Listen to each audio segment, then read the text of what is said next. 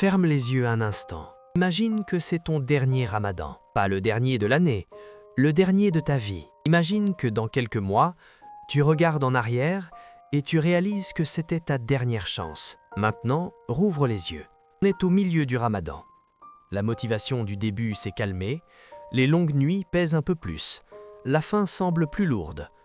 Et sans bruit, quelque chose se passe. Ton jeûne continue, mais ton cœur commence à ralentir. La première chose qui détruit ton jeûne, ce n'est pas la faim, c'est l'habitude.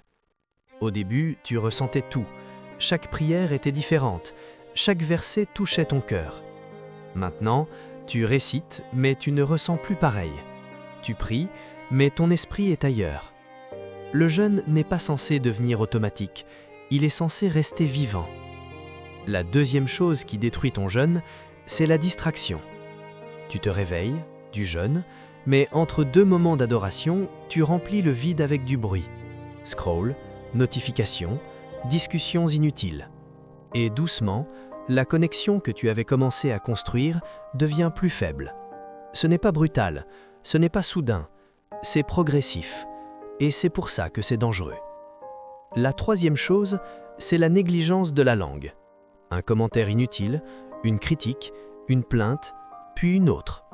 Tu tiens toute la journée, mais quelques mots suffisent pour fissurer ton jeûne. Les mots ont un poids, parfois plus lourd que la faim. La quatrième chose, c'est la fatigue non maîtrisée. Pas la fatigue du corps, la fatigue du cœur.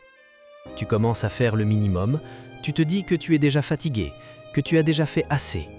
Mais le ramadan n'a jamais été une question de assez, c'est une question de transformation. Et la transformation ne se produit pas dans le confort, elle se produit quand tu continues, même quand c'est plus difficile.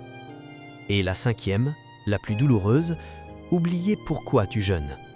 Oublier que chaque jour est un dialogue silencieux avec Allah, oublier que chaque faim est vue, chaque larme est entendue, chaque effort est écrit. Au milieu du ramadan, beaucoup continuent avec le corps, mais arrêtent avec le cœur. Ne laisse pas ton jeûne devenir juste une privation. Rends-le conscient, rends-le vivant, rends-le sincère. Parce que si c'était ton dernier ramadan, tu ne voudrais pas qu'il soit ordinaire.